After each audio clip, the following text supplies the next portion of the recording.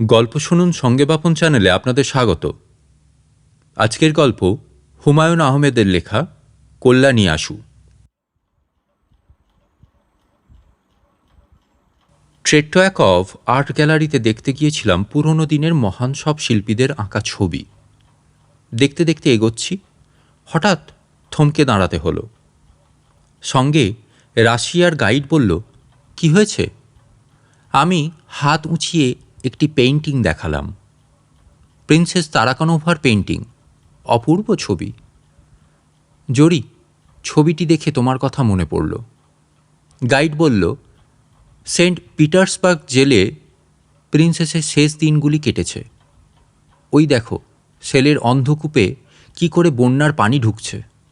দেখো, প্রিন্সেসের চোখে মুখে কি গভীর বিষাদ, প্রগাঢ় বেদনা। আমি কথা বললাম না, অভিভূত হয়ে তাকিয়ে রইলাম। গাইড বলল, এসো পাশের কামরায় যাই। আমি নড়লাম না। মৃদু গলায় বললাম, মিস্টার জোখভ, আজ আর কিছু দেখব না, চলো কোথাও বসে চা খাওয়া যাক। দুজনে নিঃশব্দে বেরিয়ে এলাম। ভীষণ শীত বাইরে, রাস্তাঘাট ফাঁকা ফাঁকা। ঠান্ডা কনকনে হাওয়া মোটা ওভারকোট ভেদ করে শরীরে মিটছে। আমার সঙ্গী হঠাৎ জানতে চাইলে, তোমার কি শরীর খারাপ করছে? না। আর্ট গ্যালারি কেমন দেখলে? চমৎকার, অপূর্ব। আমি চায়ে চিনি মেশাতে মেশাতে বললাম, তোমাদের প্রিন্সেস তারাকানোভাকে দেখে আমার এক পরিচিতা মহিলার কথা খুব মনে পড়ছে। গাইড কৌতূহলী হয়ে বলল, কে সে? নাম জানতে পারি? জরি তার নাম। জোখভ বিস্মিত হয়ে তাকালো আমার দিকে। আমি মনে মনে বললাম, প্রিন্সেস জরি? প্রিন্সেস জরি। জরি রাজকুমারীর ছবি দেখে আজ বড় অভিভূত হয়েছি। হঠাৎ করে তোমাকে খুব কাছে পেতে ইচ্ছে করছে। বয়সের সঙ্গে সঙ্গে মন স্যাঁতস্যাঁতে হয়ে গেছে। ক্রমাগতই নস্টালজিক হয়ে পড়ছি। ঘুম কমে গেছে। অনেক রাত পর্যন্ত জেগে থাকি। ঘন ঘন কফি খাই। চুরুটের গন্ধে ঘরের বাতাস ভারী হয়ে ওঠে। শেষ রাতের দিকে ঘুমোতে গিয়ে বিচিত্র সব স্বপ্ন দেখে জেগে উঠি। পরশু রাতে কি স্বপ্ন দেখলাম জানো? দেখলাম আমাদের নীলগঞ্জে যেন খুব বড় একটা মেলা বসেছে। বাবার হাত ধরে মেলা দেখতে গিয়েছি। ইস, কতদিন পর বাবাকে স্বপ্নে দেখলাম। বাবা বললেন, খোকা, নাগরদোলায় চড়বি? আমি যতই না করি তিনি ততই জোর করেন। তারপর দেখলাম ভয়ে আমি থরথর করে কাঁপছি, আর শাঁ শাঁ শব্দে নাগরদোলা উড়ে চলেছে। চন্দ্র সূর্য গ্রহ তারকা ছাড়িয়ে দূরে দূরে আরও দূরে। ঘুম ভেঙে দেখি চোখের জলে বালিশ ভিজে গেছে। 40 বছর বয়সে কেউ কি এমন করে কাঁদে? আমি বুড়ো হয়ে যাচ্ছি জরি। আজকাল খুব নীলগঞ্জে চলে যেতে ইচ্ছে করে আগের মতো সন্ধ্যাবেলা পুকুর ঘাটে বসে জোনাকি পোকার আলো জ্বালা দেখি। মস্কোতে আজ আমার শেষ রাত। আগামীকাল ভোর 4টায় রওনা হব রুমানিয়ায়। খুব কষ্ট করে 1 মাসের ভিসা জোগাড় করেছি। এই 1 মাস খুব ঘুরে বেড়াবো। তারপর ফিরে যাব মন্ট্রিলে, নিজ আস্তানায়। বেশ একটা গতির জীবন বেছে নিয়েছি, তাই না? অথচ ছোটবেলা এই আমি হোস্টেলে যাবার সময় হলে কি মন খারাপ করতাম। হাসু চাচা আমাকে ট্রেনে তুলে দিতে এসে লাল গামছায় ঘন ঘন চোখ মুছত। ধরা গলায় বলতো, বড় মিয়া, চিঠি দিয়েন গো। আমার মনে হতো, দূর ছাই, কি হবে পড়াশোনা করে? বাবা, হাসু চাচা, এদের ছেড়ে কিছুতেই থাকতে পারবো না। প্রবল ঘরমুখো টানছিল বলেই আজ হয়তো যাযাবর বৃত্তি বেছে নিতে হয়েছে। তোমার জন্য প্রবল তৃষ্ণা পুষেছিলাম বলেই কি তোমাকে পাইনি? টেন্টেলাসের গল্প জানো তো? তার চারদিকে পানির থই থই সমুদ্র, অথচ তাকেই কিনা আজীবন তৃষ্ণার্ত থাকতে হলো। জরি, তোমার কি মনে আছে বিয়ের পরদিন তোমাকে নিয়ে যখন নীলগঞ্জে আসি, তুমি ট্রেনের জানলায় মুখ রেখে খুব কেঁদেছিলে? তখন কার্তিকের শুরু। ধানি রঙের রোদে ঝলমল করছে চারদিক। হালকা হিমেল বাতাস। মনে আছে সেসব কথা? আমি বলেছিলাম, মাথাটা ভেতরে টেনে নাও জড়ি, কয়লার গুঁড়ো এসে চোখে পড়বে। তুমি বললে, পড়ুক। কামরায় আমরা দুটি মাত্র প্রাণী। বরযাত্রীরা আমাদের একা থাকবার সুযোগ দিয়ে অন্য কামরায় উঠেছে। ট্রেন ছুটে চলেছে ঝিকঝিক করে। বাতাসে তোমার লালচে চুল উঠছে। কি একটা সেন্ট মেখেছ, চারপাশে তার চাপা সৌরভ। আমি গাঢ় স্বরে বলেছিলাম, ছি জড়ি, এত কাঁদছ কেন? কথা বলো। আমার কথায় তুমি কি মনে করেছিলে কে জানে। অনেকক্ষণ আমার চোখে চোখে তাকিয়ে কি মনে করে যেন হেসে ফেললে। হেসে ফেলেই লজ্জা পেয়ে দু হাতে মুখ ঢেকে ফেললে। সেই দিন কি গভীর আনন্দ আমাকে অভিভূত করেছিল। মনে হয়েছিল রহস্যমণ্ডিত এই রমণীটিকে পেয়েছি। গৌরীপুরে গাড়ি অনেকক্ষণ হল্ট করল। একজন অন্ধ ভিখারি একতারা বাজিয়ে আমাদের কামরার সামনে খুব গান গাইতে লাগল। ও মনা, এই কথাটি না জানলে প্রাণে বাঁচতাম না। তুমি অবাক হয়ে বললে, কি সুন্দর গায়। তারপর 2 টাকা বের করে দিলে। ট্রেন ছাড়তেই জানলা দিয়ে অনেকখানি মাথা বের করে বললে, দেখুন দেখুন, কতগুলি বক একসঙ্গে উড়ে যাচ্ছে। বক নয়, শীতের শুরুতে ঝাঁক বেঁধে বালি হাঁস উড়ে আসছিল। আগে দেখনি কখনো, তাই খুব অবাক হয়েছিলে। আমি বলেছিলাম, বক নয় জড়ি, ওগুলি বালি হাঁস। আর শোনো, আপনি আপনি করছো কেন? আমাকে তুমি করে বলবে। ওই হাঁসগুলি কোথায় যাচ্ছে? বিলের দিকে।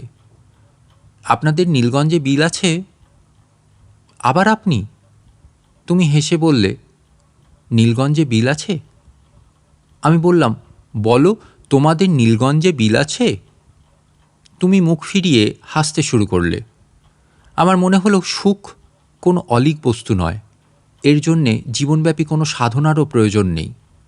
প্রভাতের সূর্যকিরণ বা রাতের জ্যোৎস্নার মতোই এও আপনাতেই আসে। কিন্তু প্রিন্সেস তারাকোনোভার ছবি দেখতে গিয়ে উল্টো কথা মনে হলো।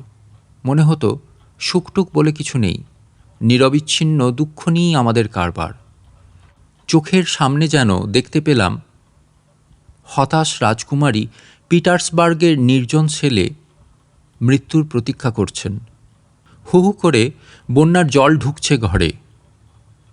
রাজকুমারী ঠোঁটের কোণায় কান্নার মতো অদ্ভুত এক হাসি ফুটে রয়েছে। ছবির দিকে তাকিয়ে থাকতে থাকতে একসময় মনে হলো রাজকুমারীকে খুব পরিচিত মনে হচ্ছে। জড়ির মুখের আদল আসছে নাকি? পর মুহূর্তেই ভুল ভাঙল, না, জড়ির সঙ্গে এ মুখের কোনো মিল নাই।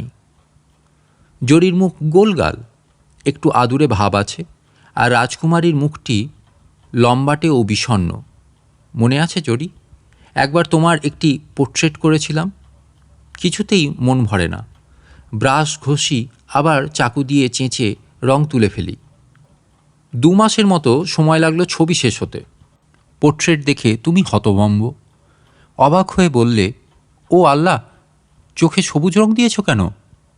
আমার চোখ বুঝি সবুজ? আমি বললাম, একটু দূর থেকে দেখো। তুমি অনেকটা দূরে সরে গেলে এবং চেঁচিয়ে বললে, কি সুন্দর, কি সুন্দর।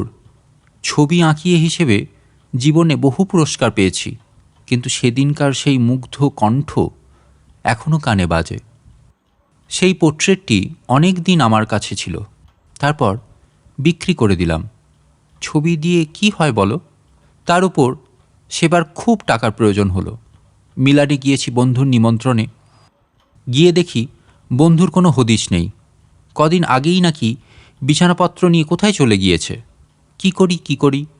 সঙ্গে সম্বলের মধ্যে আছে 30টি আমেরিকান ডলার আর মন্ট্রিলে ফিরে যাবার একটি ট্যুরিস্ট টিকিট। এর মধ্যে আবার আমার পুরনো অসুখ, বুকে ব্যথা শুরু হলো। সস্তা দরের এক হোটেলে উঠলাম, তবুও 2 দিন যেতেই টাকা পয়সা সব শেষ। ছবি বিক্রি ছাড়া অন্য কোনো পথ নেই। এক সন্ধ্যায় বড় রাস্তার মোড়ে ছবি টাঙিয়ে দাঁড়িয়ে দাঁড়িয়ে সিগারেট টানতে লাগলাম। কারোর যদি পছন্দ হয় কিনবে। ছবির মধ্যে আছে 2টি ওয়াটার কালার আর তেল রঙে আঁকা তোমার পোর্ট্রেট। ছবিগুলির মধ্যে নীলগঞ্জে জ্যোৎস্না নামের অপূর্ব একটি ওয়াটার কালার ছিল। আমাদের বাড়ির পেছনে 4-5টা নারকেল গাছ। দেখনি তুমি? ওই যে পুকুর পাড়ে জড়াজড়ি করে দাঁড়িয়েছিলে, এক জ্যোৎস্না রাত্রিতে পুকুরের কালো জলে তাদের ছায়া পড়েছিল, তারই ছবি। চোখ ফেরানো যায় না এমন, অথচ বিক্রি হলো। শুধু তোমার পোর্ট্রেটটি এক বৃদ্ধা ভদ্রমহিলা কিনলেন। তিনি হৃষ্টচিত্তে বললেন, কেন এই পোর্ট্রেটটা কিনলাম জানো? না ম্যাডাম, আমি যখন কিশোরী ছিলাম তখন এই ছবিটিতে যে মেয়েটিকে তুমি এঁকেছ তার মতো সুন্দর ছিলাম, তাই কিনলাম। আমি হেসে বললাম, আপনি এখনও সুন্দর। ভদ্রমহিলা বললেন, এসো না আমার ঘরে, কফি করে খাওয়াবো। এমন কফি সারা মিলান শহরে খুঁজেও পাবে না। ভদ্রমহিলা আশাতীত দাম দিলেন ছবির। শুধু কফি নয়, রাতের খাবার খাওয়ালেন, তার অল্প বয়সী নানান ছবি দেখালেন। সবশেষে পিয়ানো বাজিয়ে খুব করুণ একটি গান গাইলেন, যার ভাব হচ্ছে, হে প্রিয়তম, বসন্তের দিন শেষ হয়েছে, ভালোবাসাবাসি দিয়ে সেদিনকে দূরে রাখা গেল না। নিজের হাতে তোমার ছবি টানলাম। কোথাকার ইটালির মিলান শহরের এক বৃদ্ধা মহিলা, তার ঘরে তোমার হাসিমুখের ছবি ঝুলতে লাগলো। কেমন অবাক লাগে ভাবতে, 100 বছর পর এই ছবিটি হয়তো অবিকৃতই থাকবে। বৃদ্ধার নাতি নাতনিরা ভাববে, একটি কার পোর্ট্রেট, এখানে কিভাবে এসেছে? ফেরার পথে বৃদ্ধার হাতে চুমু খেলাম। মনে মনে বললাম, আমার জড়ি যেন তোমার কাছে সুখে থাকে। আমরা সব সময় সুখে থাকার কথা বলি। যতবার নীলগঞ্জ থেকে ঢাকার হোস্টেলে যেতাম, বাবা বলতেন, সুখে থাকো। তুমি যখন লাল বেনারসিতে মুখ ঢেকে ট্রেনে উঠলে, তোমার মা কাঁদতে কাঁদতে বললেন, সুখে থাকো। জড়ি, আমার কাছে তুমি সুখে ছিলে না? কিসে একটি মানুষ সুখী হয়? নীলগঞ্জে আমাদের প্রকাণ্ড বাড়ি দেখে তোমার কি মন ভরে ওঠেনি? তুমি কি অবাক হয়ে চেঁচিয়ে ওঠোনি, ওমা, এ যেন রাজপ্রাসাদ? জ্যোৎস্না রাত্রিতে হাত ধরাধরি করে যখন আমরা পুকুর পাড়ে বেড়াতে যেতাম, তখন কি গভীর আবেগ তোমাকে এতটুকু আচ্ছন্ন করে রাখেনি? তোমাকে আমি কি দিইনি জড়ি? নিরবিচ্ছিন্ন ভালোবাসার দেয়ালে তোমাকে ঘিরে রেখেছিলাম, রাখিনি? তবু এক রাত্রিতে তুমি বিছানা ছেড়ে চুপি চুপি ছাদে উঠে গেলে। আমি দেখলাম তুমি পাথরে মূর্তির মতো কার্নিশ ঘেঁষে দাঁড়িয়ে আছো। বুকে ধক করে একটা ধাক্কা লাগলো। বিস্মিত হয়ে বললাম, কি হয়েছে জড়ি? তুমি খুব স্বাভাবিক গলায় বললে, কই কিছু হয়নি তো। তারপর নিঃশব্দে নিচে নেমে এলে। তোমার মধ্যে গভীর একটি শূন্যতা ছিল, আমি তা ধরতে পারিনি। শুধু শুধু বুঝতে পারছিলাম তোমার কোনো কিছুতেই মন লাগছে না। সেই সময় এসো নিপবনে নাম দিয়ে আমি চমৎকার একটি পেইন্টিং করেছিলাম। আকাশে আষাঢ়ের ঘন কালো মেঘ, একটি ভাঙা বাড়ির পাশে একটি প্রকাণ্ড ছায়াময় কদম গাছ, এই নিয়ে আঁকা। আমার শিল্পী জীবনের ভালো কটির ছবি একটি। ভেবেছিলাম বিয়ের বছরটি ঘুরে এলে তোমাকে এই ছবি দিয়ে মুগ্ধ করব, কিন্তু ছবি তোমাকে এতটুকুও মুগ্ধ করল না। তুমি ক্লান্ত গলায় বললে, 1 বছর হয়ে গেছে বিয়ের, ইস কত তাড়াতাড়ি সময় যায়। তোমার কণ্ঠে কি সেদিন একটি চাপা বিষাদ ধ্বনিত হয়ে উঠেছিল? ক্রমে ক্রমে তুমি বিষণ্ণ হয়ে উঠতে লাগলে। প্রায়ই মাঝরাতে ঘুম ভাঙলে দেখতাম তুমি জেগে বসে আছো। অবাক হয়ে বলেছি, কি হয়েছে জড়ি? কই কিছু হয়নি তো। ঘুম আসছে না? আসছে বলেই তুমি আবার কুণ্ডলি পাকিয়ে শুয়ে পড়লে। কিন্তু তুমি জেগে রইলে, অথচ ভান করতে লাগলে যেন ঘুমিয়ে আছো। আমি বললাম, জড়ি, সত্যি করে বলো তো তোমার কি হয়েছে? কিচ্ছু হয়নি। কোথাও বেড়াতে যাবে? কোথায়? কক্সবাজার যাবে? হোটেল ভাড়া করে থাকবো? হুম, ভাল লাগে না। তারও অনেক দিন পর এক সন্ধ্যায় ঘন ঘোর হয়ে মেঘ করল। রাত বাড়ার সঙ্গে সঙ্গে শুরু হলো ঝড়। দরাম শব্দে এক একবার আছড়ে পড়ছে জানালার পাট, বাজ পড়ছে ঘন ঘন। ঘরে লাগোয়া জাম গাছে শোঁ শোঁ শব্দ উঠছে। দুজনে বসে আছি চুপচাপ। তুমি হঠাৎ একসময় বললে, তোমাকে একটা কথা বলি, রাখবে? আমি বিস্মিত হয়ে বললাম, কি কথা? আগে বলো রাখবে। নিশ্চয়ই রাখবো। তুমি তখন আমাকে তোমার আনিস স্যারের গল্প বললে, যিনি কলেজে তোমাদের অঙ্কের প্রফেসর ছিলেন, খামখেয়ালির জন্যে যার কলেজে চাকরিটি গেছে, এখন খুব খারাপ অবস্থায় আছেন, কোনো রকমে দিন চলে। তুমি আমাকে অনুরোধ করলে নীলগঞ্জে নতুন যে কলেজ হচ্ছে সেখানে তাকে একটি চাকরি জোগাড় করে দিতে। তুমি উজ্জ্বল চোখে বললে, আনিস স্যার মানুষ নন, সত্যি বলছি, ফেরেশতা। তুমি আলাপ করলেই বুঝবে। আমি বললাম, নীলগঞ্জের কলেজের এখনও তো অনেক দেরি, মাত্র জমি নেওয়া হয়েছে। হোক দেরি, আনিস স্যার ততদিন থাকবে আমাদের এখানে, নিচের ঘর তো খালিই থাকে, একা মানুষ, কোনো অসুবিধা হবে না। একা মানুষ? মেয়ে আর বউ দুজনের কেউই বেঁচে নেই, একদিনে দুজন মারা গেছে কলেরায়। আর মজা কি জানো, তার পরদিনই আনিস স্যার এসেছেন ক্লাস নিতে। প্রিন্সিপাল স্যার বললেন, আজ বাড়ি যান, ক্লাস নিতে হবে না। আনিস স্যার বললেন, বাড়িতে গিয়ে করবোটা কি, কে আছে বাড়িতে? আমি বললাম, চিঠি লিখলেই কি তোমাদের স্যার আসবেন এখানে? হ্যাঁ আসবেন। আমি লিখলেই আসবেন। লিখব স্যারকে? বেশ, লেখো। তুমি সঙ্গে সঙ্গে চিঠি লিখতে উঠে গেলে। সে চিঠি শেষ হতে অনেক সময় লাগলো। বসে বসে দেখলাম অনেক কাটাকুটি করলে, অনেক কাগজ ছিঁড়ে ফেললে, এবং একসময় চিঠি শেষ করে হাসি মুখে উঠে এলে। তোমাকে সে রাতে ভীষণ উৎফুল্ল লাগছিল। আহ, লিখতে লিখতে কেমন যেন লাগছে।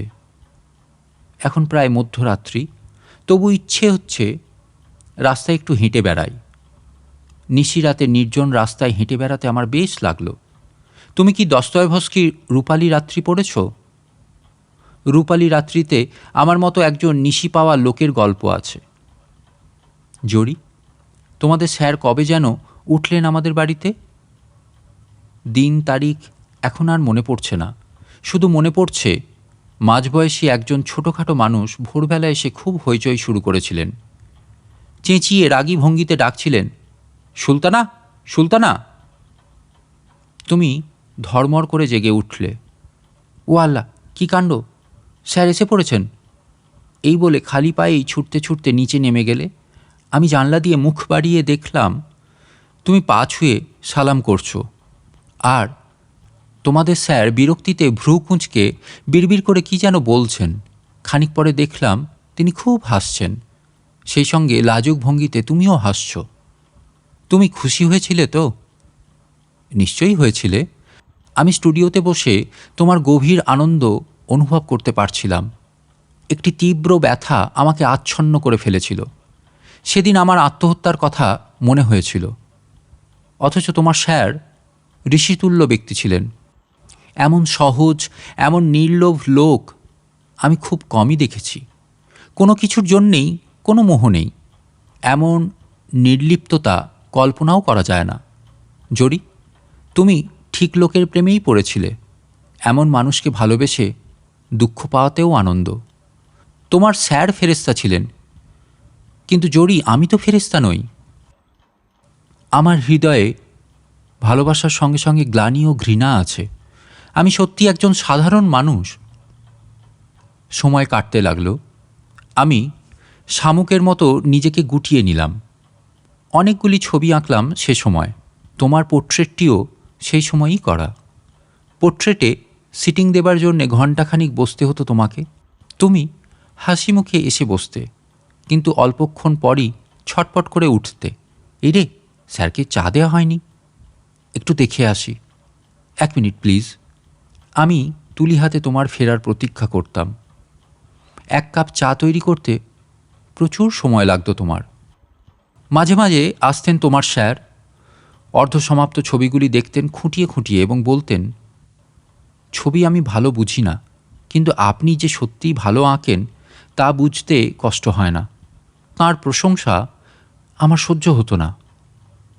আমি হাত গুটিয়ে বসে থাকতাম। তিনি বলতেন, আপনি আঁকুন, আমি দেখি কি করে ছবি আঁকা হয়। আমি কারো সামনে ছবি আঁকতে পারি না। তবু তোমার স্যার বসে থাকতেন। তীব্র ঘৃণায় আমি কতবার তাকে বলেছি, এখানে বসে আছেন কেন, বাইরে যান। কোথায় যাব? নদীর ধারে যান, জরিকে সঙ্গে নিয়ে যান। কাজের সময় বিরক্ত করছেন কেন আপনি? অপমানে তোমার মুখ কালো হয়ে উঠত। থমথমে স্বরে বলতে, চলুন স্যার, আমরা যাই। ক্রমে ক্রমেই তুমি সরে পড়তে শুরু করলে। পরিবর্তনটা খুব ধীরে হচ্ছিল, সেজন্যই ঠিক বলতে পারবো না কখন থেকে তুমি আমাকে ঘৃণা করতে শুরু করলে। ব্যক্তিগত হতাশা ও বঞ্চনা, এই দুই মিলিয়ে মানসিক দিক দিয়ে অনেক আগেই অসুস্থ হয়ে পড়েছিলাম। সে অসুখ ছড়িয়ে পড়ল শরীরে। এক নাগাড়ে জ্বর চলল দীর্ঘদিন, ঘুম হয় না, বুকের মধ্যে এক ধরনের ব্যথা অনুভব করি, তীব্র যন্ত্রণা। অসুখ বিসুখে মানুষ খুব অসহায় হয়ে পড়ে। সে সময় একটি সুখকর স্পর্শের জন্য মন কাঁদে, কিন্তু তুমি আগের মতোই দূরে দূরে রইলে। যেন ভয়ানক একটি ছোঁয়াচে রোগে আমি শয্যাশায়ী। ছোঁয়াচে বাঁচিয়ে না চললে সমূহ বিপদ। তোমার স্যার আসতেন প্রায়ই। আমি তার চোখে গভীর মমতা টের পেতাম।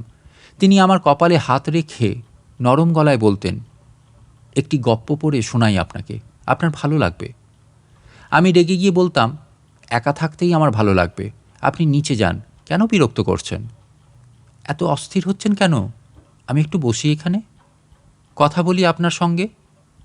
না না, অসহ্য, আপনি জরির সঙ্গে কথা বলুন। আমার অসুখ সারে না কিছুতেই। বাবার বন্ধু শশধর ডাক্তার রোজ দুবেলা আসেন আর গম্ভীর হয়ে মাথা নাড়েন। তিনি জিজ্ঞেস করেন, হাঁপানির টান ওঠে নাকি বাবা? হাঁপানি তোমাদের বংশের অসুখ। তোমার দাদার ছিল, তোমার বাবারও ছিল। শ্বাস নিতে কোনো কষ্ট টের পাও? একটু যেন পাই। ডাক্তার চাচা একটি মালিশের শিশি দিলেন। শ্বাসের কষ্ট হলে অল্প অল্প মালিশ করবে, সাবধান, মুখে যেন না যায়। তীব্র বিষ, ছোট্ট একটি শিশিতে ঘন কৃষ্ণবর্ণ তরল বিষ। আমি মন্ত্রমুগ্ধের মতো সেই শিশিটার দিকে তাকিয়ে রইলাম।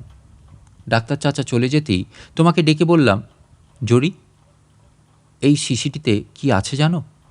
জানি না। কি আছে? তীব্র বিষ, সাবধানে তুলে রাখো। তোমাকে কেন বললাম এ কথা কে জানে, কিন্তু বলবার পর দারুণ আত্মপ্রসাদ হলো। দেখলাম তুমি সরু চোখে অনেকক্ষণ তাকিয়ে রইলে আমার দিকে। কি ভাবছিলে? অসুখ সারল না, ক্রমেই বাড়তে লাগলো। চোখের নিচে গাঢ় হয়ে কালি পড়ল। জন্ডিসের রুগীর মতো গায়ের চামড়া হলুদ হয়ে গেল। দিনরাত শুয়ে শুয়ে থাকি, কত কি মনে হয়, কত সুখস্মৃতি, কত দুঃখ জাপানিয়া ব্যথা, স্লথ সময় কাটে। এক রাতে ঘন ঘোর হয়ে বৃষ্টি নামে। ঝমঝম শব্দে গাছের পাতায় অপূর্ব সঙ্গীত ধ্বনিত হয়। শুয়ে শুয়ে শুনি তুমি নিচের ঘরে বৃষ্টির সুরের সঙ্গে সুর মিলিয়ে গান করছো। আহ, কী সব দিন কেটেছে! একটি প্রশস্ত ঘর, তার এক প্রান্তে প্রাচীনকালের প্রকাণ্ড একটি পালঙ্ক, যেখানে শয্যা পেতে রাত দিন খোলা জানালার দিকে তাকিয়ে থাকা। কি বিশ্রী জীবন! ডাক্তার চাচা কতবার আমার মুখের ওপর ঝুঁকে পড়ে বলেছেন, কেন তোমার অসুখ সারে না, বলো কেন? আমি কি করে বলবো? যাও, হাওয়া বদল করে আসো, বৌমাকে নিয়ে ঘুরে আসো কক্সবাজার থেকে। আচ্ছা যাব। আচ্ছা নয়, কালই যাও, সন্ধ্যায় ময়মনসিংহ এক্সপ্রেস। এত তাড়া কিসের?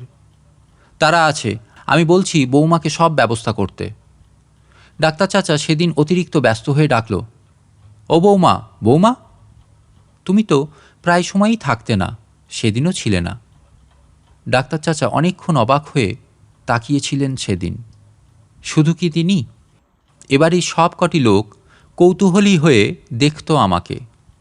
আবুর মা গরম পানির বোতল আমার বিছানায় রাখতে রাখতে নেহায়েত যেন কথার কথা এমন ভঙ্গিতে বলতো, বিবি সাহেব নদীর পাড়ে বেড়াইতে গেছেন। আমি বলতাম না কিছুই। অসহ্য বোধ হলে বিশেষ শিশিটির দিকে তাকাতাম, যেন সেখানে প্রচুর সান্ত্বনা আছে। জরি, আমাদের এ বংশে অনেক অভিশাপ আছে। আমার দাদা তার অবাধ্য প্রজাদের হাতে খুন হয়েছিলেন। আমার মার মৃত্যুও রহস্যময়। লোকে বলে তাঁকে নাকি বিষ খাইয়ে মারা হয়েছিল। আমার সারাক্ষণ মনে হতো পূর্বপুরুষের পাপের প্রায়শ্চিত্ত আমাকেও করতে হবে। জরি, আমার জরি, আহ, কতদিন তোমাকে দেখি না। তোমার গোলগাল আদুরে মুখ কি এখনও আগের মতো আছে? না, তা কি আর থাকে? জীবন তো বহতা নদী। মাঝে মাঝে তোমার জন্যে খুব কষ্ট হয়, ইচ্ছে হয় আবার নতুন করে জীবন শুরু করতে। ট্রেনে করে তুমি প্রথমবারের মতো নীলগঞ্জে আসছো, সেখান থেকে ওই যে গৌরীপুরে ট্রেন থেমে থাকলো অনেকক্ষণ।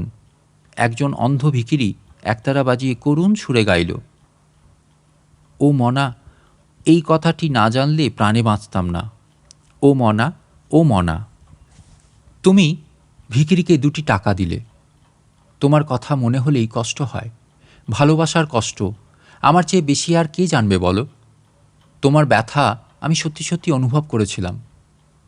তোমার স্যার যেদিন নিতান্ত সহজ ও স্বাভাবিক ভঙ্গিতে বললেন, সুলতানা, আমার স্যুটকেসটা গুছিয়ে দাও, আমি ভোরে যাচ্ছি, তখন তোমার চোখে জল টলমল করে উঠল। তোমার স্যার সেদিকে লক্ষ্যও করলেন না, সহজ ভঙ্গিতে এসে বসলেন আমার বিছানার পাশে। গার্হস্বরে বললেন, আপনি জরিকে নিয়ে সমুদ্রের তীরে কিছুদিন থাকুন, ভালো হয়ে যাবেন। আমি বললাম, না না, আমি যাব না, সমুদ্র আমার ভালো লাগে না। আপনারা দুজনে যান। সমুদ্র তীরে সব সময় 2জন করে যেতে হয়, এর বেশিও নয়, এর কমও নয়। তোমার স্যার তৃপ্তির হাসি হাসতে লাগলেন। তুমি মাথা নিচু করে দাঁড়িয়ে রইলে, একটি কথাও বললে না। আমি দেখলাম খুব শান্ত ভঙ্গিতে তুমি তোমার স্যারের স্যুটকেস গুছিয়ে দিলে। রাস্তায় খিদে পেলে খাবার জন্য এক গাদা কি সব তৈরি করে দিলে। তিনি বিদায় নিলেন খুব সহজভাবেই। ঘর থেকে বেরিয়ে একবারও পিছনে ফিরে তাকালেন না। তুমি মূর্তির মতো গেটের সামনে দাঁড়িয়ে রইলে। জরি, তুমি ভুল লোকটিকে বেছে নিয়েছিলে। এইসব লোকের কোনো পিছুটান থাকে না। নিজ স্ত্রী কন্যার মৃত্যুর পরদিন যে ক্লাস নিতে আসে, তাকে কি আর ভালোবাসার শিকলে বাঁধা যায়? তোমার স্যার চলে যাবার দিন আমি তোমাকে তীব্র অপমান করলাম। বিশ্বাস করো, ইচ্ছে করে করিনি। তোমার স্যার যখন বললেন, আপনার কাছে একটি জিনিস চাইবার আছে, আমি চমকে উঠে বললাম, কি জিনিস? আপনার আঁকা একটি ছবি আমি নিতে চাই, হাত জোর করে প্রার্থনা করছি। নিশ্চয়ই আপনার পছন্দ মতো ছবি আপনি উঠিয়ে নিন, যে কোনো ছবি, যেটা আপনার ভালো লাগে। তিনি ব্যস্ত হয়ে আমার স্টুডিওর দিকে চলে গেলেন। আমি তোমার চোখে চোখ রেখে বললাম, স্যার কোন ছবিটি নেবেন জানো তুমি? না, স্যার নেবেন তোমার পোর্ট্রেট। তিনি কিন্তু নিলেন অন্য ছবি, জল রঙে আঁকা এসো নিপবনে। তাকিয়ে দেখি অপমানে তোমার মুখ নীল হয়ে গেছে। তীব্র ঘৃণা নিয়ে তুমি আমার দিকে তাকালে। সেসব পুরনো কথা তোমার কি মনে পড়ে? বয়স হলে সবাই তো নস্টালজিক হয়, তুমি হওনি? কুটিল সাপের মতো যে ঘৃণা তোমার বুকে কিলবিল করে উঠেছিল, তার জন্যে তোমার কি কখনো কাঁদতে ইচ্ছে হয় না? তুমি কাঁদছ, এই ছবিটি বড় দেখতে ইচ্ছে করে। তোমার স্যার চলে যাবার পর তুমি কি করবে তা কিন্তু আমি জানতাম জরি। তোমার তো এছাড়া অন্য কোনো পথ ছিল না। মিছিমিছি তুমি সারা জীবন লজ্জিত হয়ে রইলে। আমি তোমাকে চন্দ্রনাথ পাহাড়ে বেড়াতে নিয়ে যেতে চেয়েছি, তুমি বলেছ না। তোমাকে কিছুদিন তোমার বাবা মার কাছে রেখে আসতে চেয়েছি, তুমি কঠিন স্বরে বলেছ না। কতবার বলেছি বাইরে থেকে ঘুরে এলে তোমার মন ভালো থাকবে, তুমি শান্ত স্বরে বলেছ আমার মন ভালোই আছে। আমি জানতাম ঘৃণার দেয়ালে বন্দী হয়ে একজন মানুষ বেশি দিন থাকতে পারে না। তোমার সামনে 2টি মাত্র পথ, 1 মরে যাওয়া, আর 2 কিন্তু মরে যাওয়ার মতো সাহস তোমার ছিল না।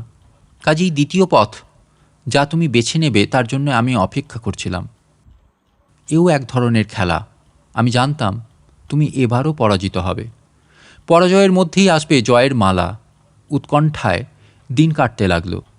কখন আসবে সেই মুহূর্তটি? সেই সময় আমি নিজেকে ঠিক রাখতে পারবো তো? সেই মুহূর্তটির কথা তোমার কি মনে পড়ে কখনো? ঘন হয়ে শীত পড়ছে। শরীর খানিক সুস্থ বোধ হওয়ায় আমি কম্বল মুড়ি দিয়ে বসে আছি। সন্ধ্যা মিলাতেই ঘরে আলো দিয়ে গেল। তারও কিছু পর তুমি এলে চা নিয়ে। চায়ের পেয়ালা দিতে গিয়ে চা ছলকে পড়ল মেঝেতে। বিড়বিড় করে তুমি কি যেন বললে। আমি তাকালাম টেবিলের দিকে। বিষের সেই শিশিটি নেই। তুমি অপলকে তাকিয়েছিলে আমার দিকে। আমি হেসে হাত বাড়িয়ে দিলাম চায়ের পেয়ালার জন্যে।